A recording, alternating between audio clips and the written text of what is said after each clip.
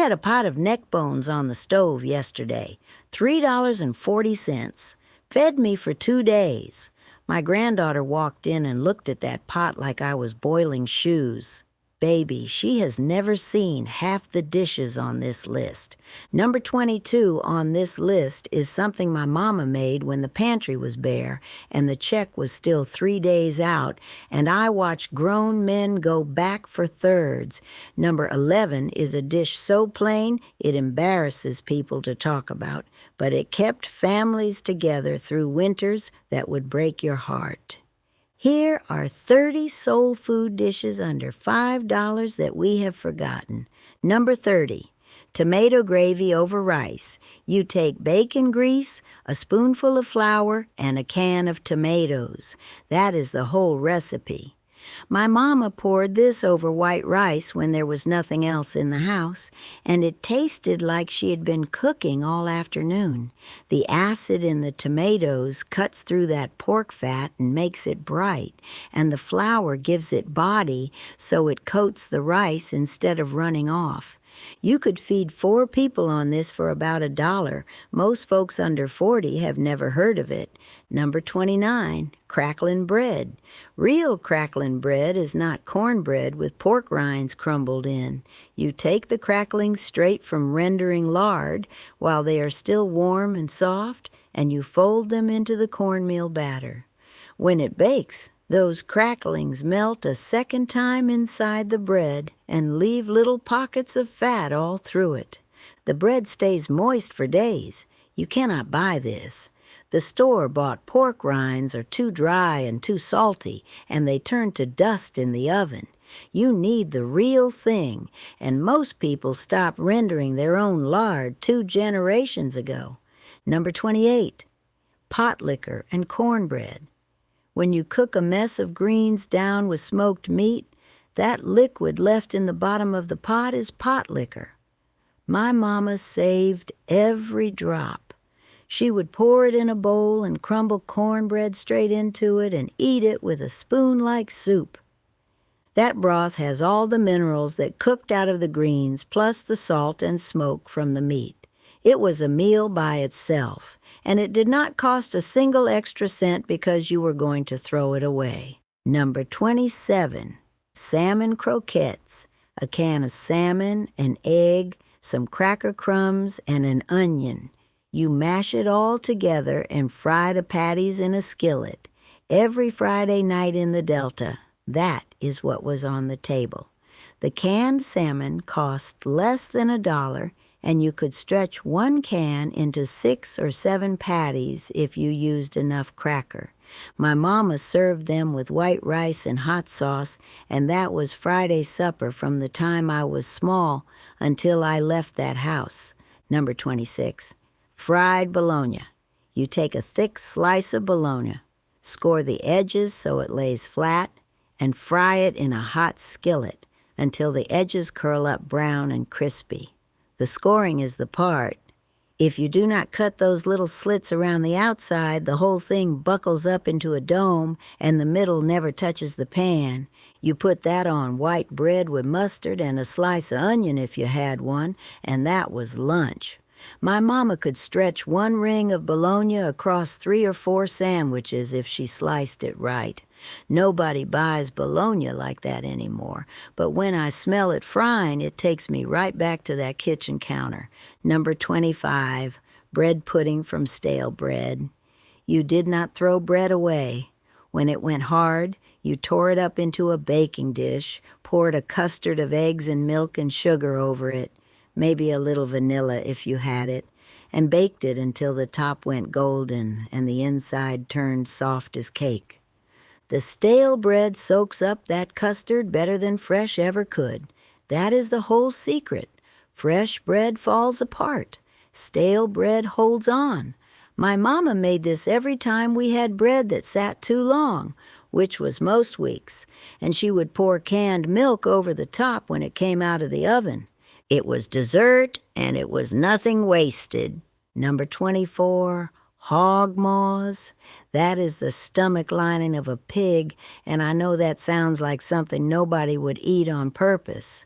But you clean them and boil them for hours with onion and vinegar and bay leaf until they go tender, and then you chop them up and fry them crisp in a skillet. The texture when they are done right is like nothing else. Chewy on the inside, crispy on the outside. My mama cooked them with chitterlings on holidays, but hog maws on their own were a regular Tuesday supper because the butcher sold them for almost nothing. You could feed a table of 6 on what costs less than a loaf of bread. Nobody I know under 50 has ever cleaned a hog maw, and that is a whole skill about to walk out the door. Number 23, red rice. This is a low country dish that goes back generations. You cook rice in tomato sauce with onion and a little bit of smoked meat, bacon or sausage or whatever you had, and the rice comes out red and soft and full of smoke. It is not jambalaya. Jambalaya has a dozen things in it. Red rice is simple: tomato, rice, pork, salt. The tomato stains the grain all the way through, and the pork fat carries the flavor into every bite. A pot of red rice cost almost nothing, and it could sit on the back of the stove all day waiting for whoever came home hungry. Number 22, water bread. Cornmeal, salt, and water. That is all. You mix it stiff, shape it into flat cakes, and fry them in a skillet. No egg, no milk, no buttermilk. This is what my mama made when the pantry was truly bare, when there was nothing left but a sack of meal and whatever grease was in the coffee can by the stove. It comes out crisp on the outside and dense in the middle, and you eat it hot because once it cools it turns to stone. But hot out of that skillet with a glass of cold buttermilk, it was a meal. Number 21, souse meat. You take the head of a hog, or the feet, or both, and you boil them down for hours until everything falls apart. Then you pick out the bones, chop the meat fine, season it with vinegar and hot pepper and salt, and press it into a loaf pan. When it cools, the natural gelatin from all that collagen sets it up firm enough to slice. You eat it cold on crackers or on bread. Some people called it head cheese, but we called it souse. My daddy made it every winter when they killed hogs. The whole kitchen smelled like vinegar and pork for 2 days. He would set the pan on the back porch in the cold to firm up overnight. You could get a week of lunches out of one batch, and the only cost was the parts of the hog nobody else wanted. Number 20, fried fruit pies. You roll out biscuit dough thin, spoon in some stewed fruit, dried apples or peaches you put up in the summer, fold it over into a half moon, crimp the edges with a fork, and fry it in hot grease until it puffs up golden. The outside shatters when you bite into it, and the fruit inside is hot and sweet. My mama made these when we had dried fruit left over from canning season. She could turn a handful of dried apples and a cup of flour into something that tasted like a celebration. They cost almost nothing, and they were gone before they cooled. Every one of these dishes came from the same place. Not a cookbook, not a cooking show. They came from a woman standing at a stove trying to figure out how to make something out of not enough. And she did it every single day, 3 times a day, for decades. Nobody gave her a prize for it.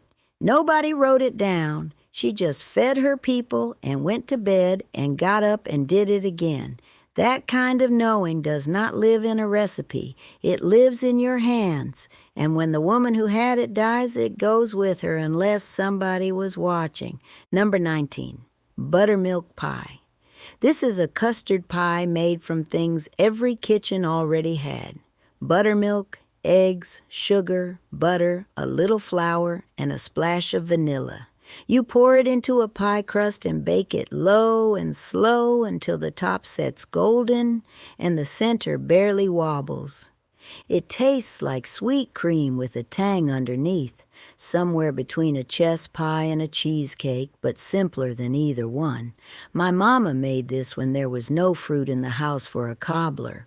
Buttermilk was always there because she used it for biscuits and cornbread, and the rest of it cost pennies. That pie could end a Sunday dinner and make you feel like somebody went to real trouble, even when she made it in 15 minutes. Number 18, cornbread dressing, not stuffing from a box. Real cornbread dressing starts with a pan of cornbread you baked the day before and let go stale on purpose. You crumble it up by hand into a big bowl, and you add crumbled biscuits too if you have them. Then you pour in the broth from whatever you boiled, chicken or turkey or a neck bone, and you mix in sautéed onion and celery and sage and salt and pepper and enough eggs to hold it together. The consistency before it goes in the oven should be wet, wetter than you think is right. That is the part people get wrong. They make it too dry because it looks like it ought to be drier, but when it bakes, the cornbread soaks up that broth and puffs, and the top goes crispy, and the inside stays soft and savory. My mama made cornbread dressing every Thanksgiving and every Christmas and most Sundays in between if there was leftover cornbread, which there usually was. She did not measure the broth. She poured it in and watched the texture, and she knew when it was right, the way you know when rain is coming by the feel of the air. That is not something a recipe teaches you. That is something your hands learn from doing it 100 times. A pan of cornbread dressing cost less than $1 when you already had the cornbread and the broth from the bones. It was the centerpiece of the table, not the meat. The dressing. Everybody's mama made it different, and everybody's mama made it right. And if you tell me yours was better than mine, I will smile and nod, and I will not believe you. Number 17, Monday beans over white rice. Every Monday in New Orleans, and every Monday in half the black kitchens across the South, somebody had a pot of dried red beans on the stove. You soak the beans the night before. You put them on with a ham bone or a piece of smoked sausage and a trinity of onion, celery, and bell pepper. You cook them all day. By supper, half the beans have broken down and made their own gravy, and the other half are still whole and creamy inside. The ham bone gives you smoke and salt and body without costing hardly anything, because the bone is what is left after you already ate the ham. That is the genius of it. You are cooking with scraps. The thing that was supposed to be trash becomes the foundation of the whole pot. My mama put a bay leaf in hers and a little cayenne, and she mashed some of the beans against the side of the pot with a wooden spoon to thicken it up. She served it over white rice with a piece of hot cornbread on the side, and I do not care what restaurant you take me to, nothing is touching that. A pound of dried beans, a leftover bone, and some rice. That fed 6 people. You want to know what soul food is? Pull up a chair on a Monday evening and watch a woman turn a bare ham bone into the best supper of the week. Number 16, cornbread and buttermilk. You crumble leftover cornbread into a tall glass of cold buttermilk and eat it with a spoon. That sounds strange if you did not grow up with it, but the tang of the buttermilk against the sweet corn and the salt in the bread makes something your mouth does not forget. This was a late-night thing. After supper, after the dishes were done, my daddy would stand at the counter and eat a glass of cornbread and buttermilk before bed. It was his quiet. Number 15, neck bones and gravy. You brown the neck bones first, then braise them in a covered pot with onions until the meat falls clean off the bone. The marrow cooks out into the liquid and makes a gravy so thick you do not need flour. You serve it over rice and let that gravy soak in. A package of neck bones was always one of the cheapest things at the meat counter because there is not much meat on them. But what is, there is sweet and dark and full of flavor from sitting right next to the bone. Number 14, fried okra. You slice it thin, toss it in cornmeal, and fry it until it is brown and crunchy. The cornmeal seals the outside so the slime stays inside the pot and turns to steam. And what you get is a crisp little bite that pops when you eat it. My mama grew okra in the garden every summer. It grows fast in the heat and keeps producing until the frost takes it. You could not give okra away in August because everybody had too much. Now they sell a tiny bag of it frozen for $3 or $4. Number 13, hoe cakes. Cornmeal, water, and a little salt, cooked on a griddle. The name comes from the old days when field workers would cook them on the flat of a hoe over a fire because there was nothing else. They are thinner than cornbread and crispier at the edges, and you eat them hot with butter or syrup or just plain alongside whatever else is on the plate. Nobody makes them anymore because people forgot that cornmeal and water is a meal if you cook it right. Folks ask me sometimes why I keep cooking this way when I do not have to anymore. I have a grocery store a mile from my house. I have a microwave and a freezer full of whatever I want. But that is not the point. The point is, these dishes taught me something no store can sell you. They taught me that a woman with a sack of cornmeal and a jar of grease and a little bit of faith can feed her whole family and nobody goes to bed empty. That is not poverty. That is power. And we forgot that. Number 12, peach cobbler from canned peaches. Not fresh, canned, because fresh peaches are seasonal and canned peaches were on the shelf all year for next to nothing. You pour those peaches and their syrup into a baking dish, drop spoonfuls of batter over the top, and bake it until the batter puffs up golden around the fruit. The juice from the peaches soaks into the bottom of the batter and makes a layer that is almost like custard. My mama made this every Sunday. She never once used a fresh peach. Number 11, a plate of white rice with nothing but pan drippings poured over it. Brown gravy made from whatever meat you cooked that week, spoon thick over a mound of rice. That was the meal. No meat on the plate, just the ghost of it swimming through that gravy. And it was enough. Every woman I knew kept a jar of drippings by the stove, and when there was nothing else, she could turn those drippings into a sauce with a spoonful of flour and some water, pour it over rice, and call it supper. A whole family sat down to that, and nobody said a word about what was missing. They ate what was there and were glad of it. Number 10, fried green tomatoes. Before the movie and before the restaurants got hold of them, fried green tomatoes were just what you did with tomatoes that were not ripe yet. Slice them thick, dip them in cornmeal, and fry them in a hot skillet. The green tomato is tart and firm, and it holds its shape in the pan. You eat them with salt and a little hot sauce.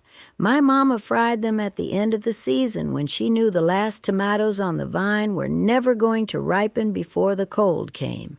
Number 9, blackberry cobbler. Wild blackberries grow along every fence line and road bank in the South. We picked them in July with a bucket and came home with purple fingers and scratched up arms. My mama made cobbler the same way she made it with peaches. Dump those berries in a dish, spoon the batter over, and let the oven do the work. The filling cost nothing because the berries were free. All you needed was flour and sugar and butter for the topping. Number 8, fried chicken livers with smothered onions. Chicken livers or pork liver, sliced thin, dredged in seasoned flour, and fried with a pile of sliced onions until the onions go sweet and soft, Liver was always cheap because most folks will not eat it. But fried right, with enough onion to balance that mineral taste, it is rich and tender, and it fills you up fast. My mama served it with rice and a sliced tomato from the garden when tomatoes were in. You put that whole plate together for pocket change, and the iron in the liver kept you standing up straight through the afternoon. Number 7, sweet potato pone. You grate raw sweet potatoes, mix them with sugar, butter, eggs, and spices, and bake it slow in the oven until the top caramelizes and the inside is dense and sticky like candy. It is not a pie. It is older than pie. It comes from a time before people had pie pans and rolling pins. You just pour it in whatever dish you have and bake it until it sets. The slow baking concentrates the sugar in the sweet potato until the edges turn almost black and chewy. Number 6, smoked neck bones and turnip greens. You cook the turnip greens down with smoked neck bones until the greens are dark and silky and the pot is full of that smoky broth. The bitterness of the turnip greens needs the fat and smoke from the bones to balance it out, and the bones need the greens to cut through all that richness. They were made for each other. A bunch of turnip greens and a few neck bones would cost you almost nothing, and the pot lasted for days. You know what I miss most about the way we used to eat? Nobody was ashamed of it. Nobody called it poor food or struggle food or any of the names I hear now. It was just food. It was what your mama cooked and her mama cooked before her. It fed you and it loved you, and it asked nothing in return except that you sit down at the table and be grateful. Somewhere along the way, we started thinking food had to come in a pretty package to be worth eating. That is the lie. The truth was always in the pot. Number 5, sawmill gravy and biscuits. You fry your breakfast meat, sausage, or bacon, and you leave the drippings right there in the skillet. Sprinkle in flour, stir it until it turns golden.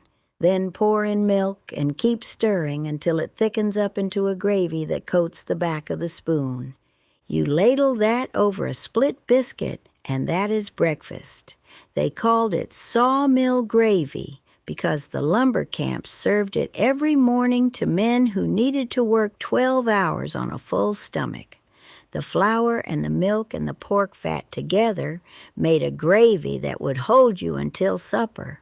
A little sausage grease and a cup of milk cost next to nothing. That gravy was the whole engine of the meal, and the biscuit was just there to carry it. Number 4, tomato sandwich. A ripe tomato from the garden, sliced thick, laid on white bread with mayonnaise and salt and pepper. That is the whole thing. There is no cooking involved. The tomato has to be ripe, and it has to be from somebody's yard, not from the store in January. A grocery store tomato in the winter will break your heart, but a garden tomato in July, warm from the sun, that juice running down into the bread and mixing with the mayonnaise, that is one of the finest things you will ever eat, and it cost whatever a tomato cost when you grew it yourself, which is nothing. My mama ate one of these almost every day in the summer, standing at the kitchen counter. She did not sit down. She just stood there and ate it over the sink because the juice went everywhere. Number 3, fried catfish. We caught it ourselves. My daddy would go down to the river on a Saturday morning and come back with a stringer of catfish, and my mama would have the oil hot before he got the fish cleaned. She rolled them in cornmeal with salt and pepper and cayenne and fried them whole in a deep skillet. The cornmeal gets golden and crunchy, and the fish inside stays white and sweet. We ate it with coleslaw and hush puppies and hot sauce, and that was Saturday supper. Even if you buy it from the store, catfish is one of the cheapest fish you can get, and cornmeal is practically free. Number 2, molasses stack cake. This is an old Appalachian cake that crossed over into soul food kitchens all through the South. You make thin layers of cookie dough, almost like gingerbread, and you stack them up with cooked dried apples in between. Then you wrap the whole thing and let it sit for 2 or 3 days. The moisture from the apples softens those dry layers until the whole cake turns into something dense and spicy and almost like a pudding. It was a community cake. Everybody brought a layer to the gathering and somebody stacked them up. The more layers, the more people loved you. My mama made hers with sorghum molasses instead of white sugar because sorghum was what we had, and the flavor was dark and rich, like the cake knew where it came from. Nobody makes stack cake anymore because nobody has the patience to let it sit for 3 days. But that waiting is what makes it. Number 1, a pot of beans. I do not mean fancy beans. I mean a pot of dried pinto beans or Great Northern beans cooked with whatever you had, an onion, a piece of fat meat, some salt. That is all you needed. My mama put a pot of beans on the stove every single week of my life growing up. It was the one thing that never ran out because a bag of dried beans would feed a family for almost nothing. And it stretched as far as you needed it to stretch. You add water, you add another handful of beans, and somehow there is always enough. That pot of beans was not just food.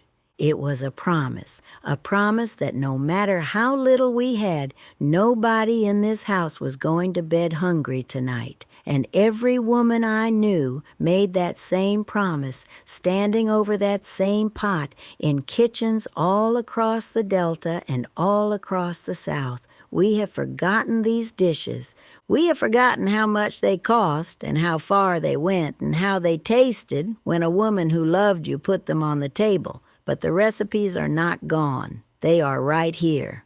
30 dishes that kept us fed and kept us together when we had next to nothing. Pick one. Cook it this week. Do not look at a recipe. Just remember how it smelled in your mama's kitchen and trust your hands. Tell me in the comments what your grandmother cooked that you have not had in years. What did it smell like? Whose kitchen was it? I want to hear it because that is how we keep it alive. Go on now. I have got a pot on the stove that needs minding.